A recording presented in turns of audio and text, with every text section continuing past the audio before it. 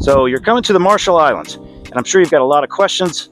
I did too when I first was on my way out here. So what I'm going to do today is put together a video. It's going to answer a lot of questions about what to bring, how much to bring, and what not to bring.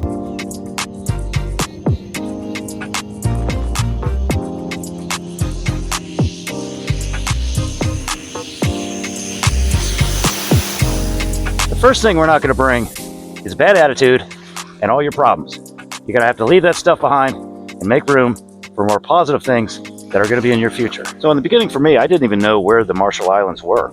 I was mistakenly saying the South Pacific. It turns out it's the North Pacific. Yeah, we're halfway between Hawaii and the Philippines, really. So just out here in the middle of nowhere. Just a few little atolls all sprinkled around. But yeah, it's very, very remote and hard to get some things. And we'll get into that later in this video. So we're going to do packing in 3 different ways. We're going to have our critical stuff. That's going to be your carry-on. That's going to be with you all the time. And then you're going to have your checked bag. So that's going to be a little bit less critical, but it's definitely some things you're going to want to have with you. And then lastly, we're going to be doing what's called a pack out or a household goods shipment. That's where you're going to put a lot of your bulk items, things you're just not going to be bringing on the plane. That's going to go ahead of you, and it's going to be on a ground transportation. So it'll be a few months before that arrives. You're probably saying, James, I know how to pack, I'm good. But just bear with me on this. There might be some aha moments of things you didn't think about. It certainly happened to me.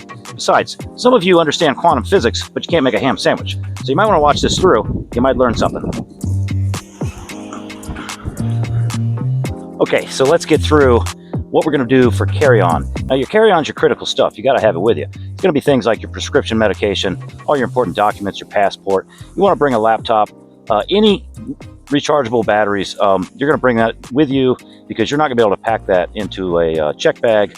And you probably, well, you could, but you may not want to be waiting for batteries for your laptop in a household goods shipment. That's just going to take too long.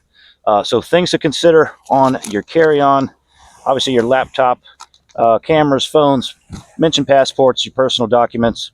You're going to need something called a 55R. That's your document. It's going to allow you to have access to Kwajalein Island. That's where you're going to start from. If you don't have that, don't even get on the plane. You're going to need to have that on hand before you leave. So just talk with your HR, make sure you have that. Once maybe a set of change of clothes would be pretty smart, just in case you're doing a lot of flying. So the whole thing is you're flying from the continental United States. You're going to land over in Hawaii, stay an overnight over there, and then the next day you're going to be flying out. You'll probably stop at, I believe it's Majuro. And then from that flight, you'll come over to Kwaj Island. So you're going to have a lot where your luggage is getting transitioned. So hopefully it makes the trip. Should be pretty straightforward, but no guarantees on that. Maybe you want to bring like one of those little portable speakers, just the stuff you'd like to have with you immediately, and just stuff that you don't want to do without for a few days. So make sure you put some critical items in your carry-on. You got room for everything. Next, we're going to get into what you're going to be packing for your checked luggage. You get, I believe, 1 free checked bag for this flight. Obviously, you can pack more, but you're just going to be paying out of pocket for the difference. All right, let's move on to the checked bags.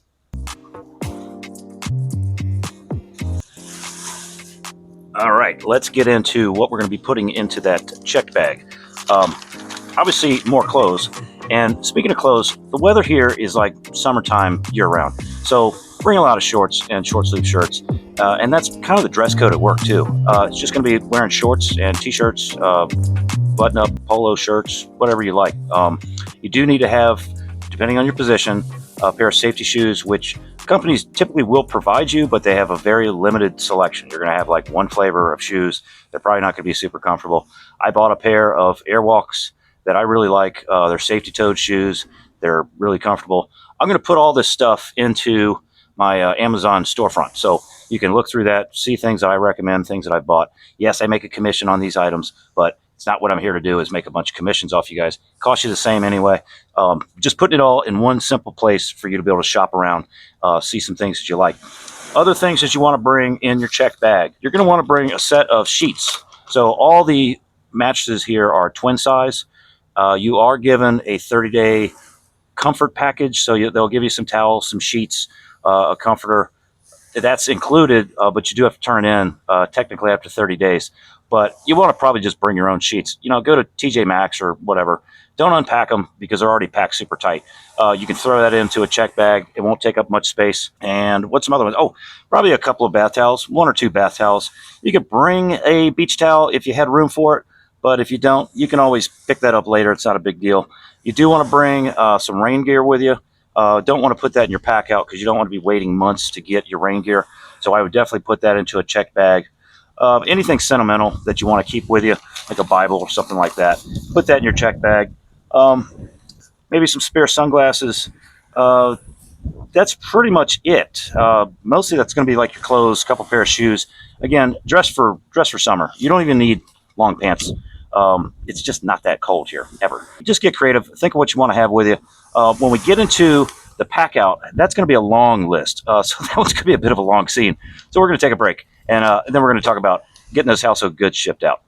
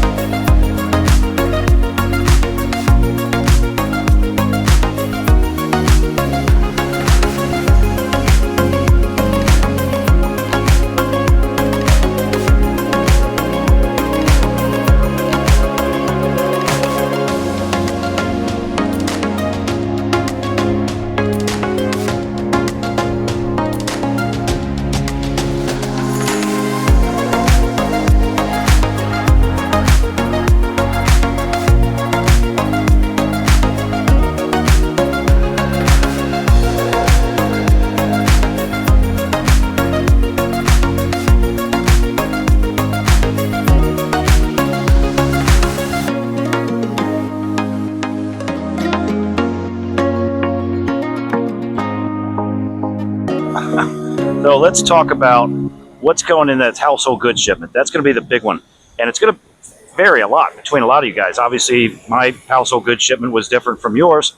So I'm going to go over just the basic stuff.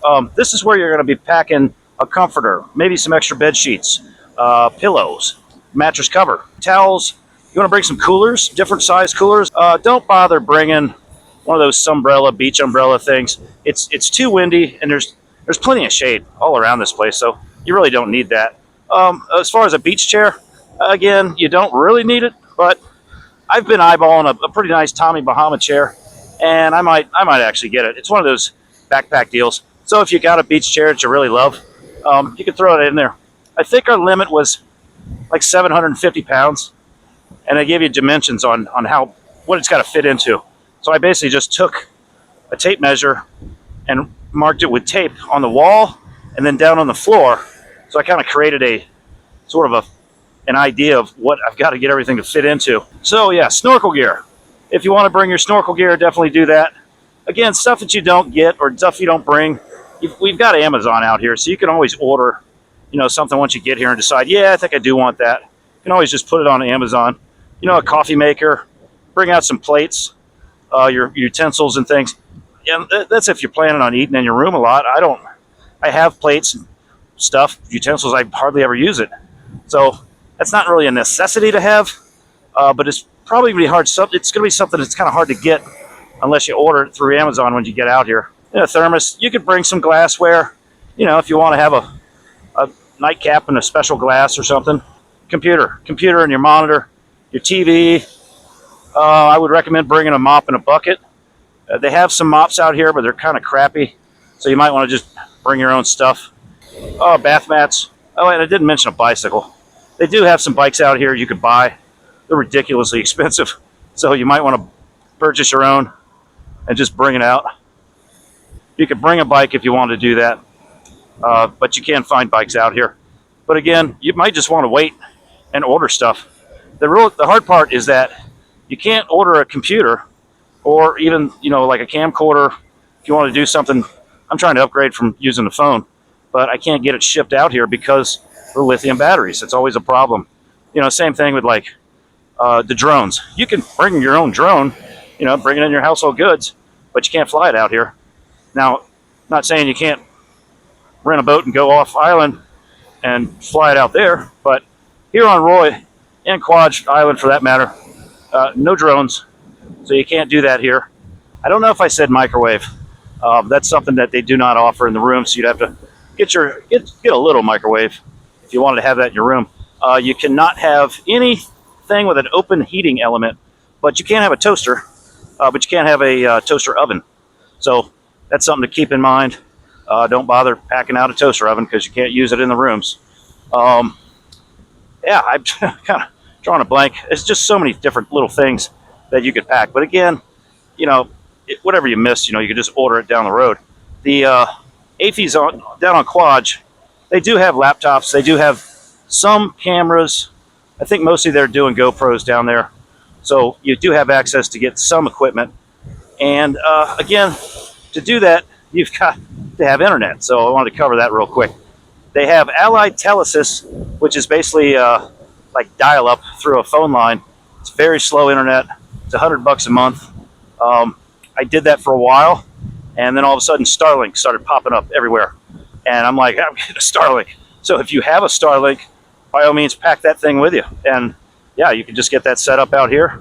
So I set up a Starlink account, and that is much better. I'm getting like 10 times the download and upload speeds using my Starlink. So that's a way better option, and it's less expensive. I think my Starlink is running at $70 right now. Matter of fact, if you want to do a Starlink, I've got a link. I can put that down in the description. Gets you a free month, gets me a free month, and helps you get set up with the Starlink system. So that's everything in a nutshell that I can try to remember on all this pack out stuff.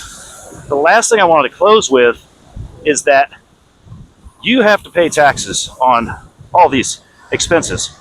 And I know this is going to ripple with some people, and they're going to be like, oh, I'm going to smoke them in the comments section. But in 2018, the IRS changed the law, and they considered moving expenses to be a frivolous expense, and therefore it is taxed.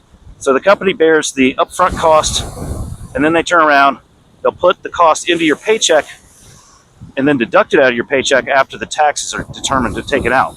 So you do have to pay tax on your airfare, your hotel, and also on your household goods shipment. So for me, that ended up being spread across 4 payments, about $400 each. So yeah, $1,600. And I thought, man, if I knew that going into it, I mean, that was everything, obviously the airfare and all that, but I don't know that I would have packed out so much stuff, or anything at all for that matter. It's kind of a flat rate, I guess, so I don't know, just something to consider. If you're just packing out $800 worth of stuff, and then you get clobbered with $800 worth of taxes because it was so expensive to pack everything out, it might be better just to not pack it out, buy new stuff. So hindsight 50 or 2020, but 50-50. So that's just something to keep into consideration when you're doing this. I'm gonna just try to think of any other little nitnoid thoughts, throw them in at the end of the video here. I didn't mention golf clubs. We do have a kind of a golf course. There's a little bit better golf course down on Kwaj, so you can always go out and do a round of golf out there. But the bicycles, the thing to keep in mind is that if you bring a bicycle, it's probably going to rust out in a year. Most of the bikes just fall apart. The popular brands that are out here are Sun bicycles and Priority bicycles. And when I get back to the dorm, I'll show you that on the bike rack, so you get an idea of what they look like. Well, the other thing I just thought of was storage. I had to pay for storage for the rest of my junk, which was like $40 a month. So I don't know. I didn't even fill that storage unit up. Had I not shipped anything out, the money I paid, it would have just gone toward the storage. So I kind of double dipped, and now I'm paying for storage for some of my stuff, and I had stuff shipped out. And I don't know what's going to happen as far as shipping it back. Does it have to go back to my state of record where I came from? Can it go anywhere in the U.S.? Can I ship it overseas? Those are answers I don't have. So that might be in another video. But hopefully you guys enjoyed this. Thanks for watching and getting all the way through it. I hope it's informational and helpful. I will make some more. I want to show you guys what the dorm life is like, and some other, we might sneak into AFES and check it out. I can only speak to Roy because I live here on Roi-Namur, so I really am targeting that. But some of the stuff would apply to Kwajalein Island as well. So if you're going there, it's probably about the same thing. You have access to a lot more. As far as AFES goes, you can, again, get computers and you can get cameras and things like that. Their store is a little bit bigger, but they don't have everything under the sun either. So a lot of it is you're just going to have to bring it or plan on ordering it. And if you're planning on ordering it, make sure you can actually get it shipped out here. Some people go back to Honolulu to make purchases. Otherwise, you might have to have a friend ship it to them, and then they reship it, and maybe not mention that it has lithium batteries in it. I'll make a link in the description below so you can access that and find everything with ease. The greatest of ease. The man on the trapeze. All right. I think we're good.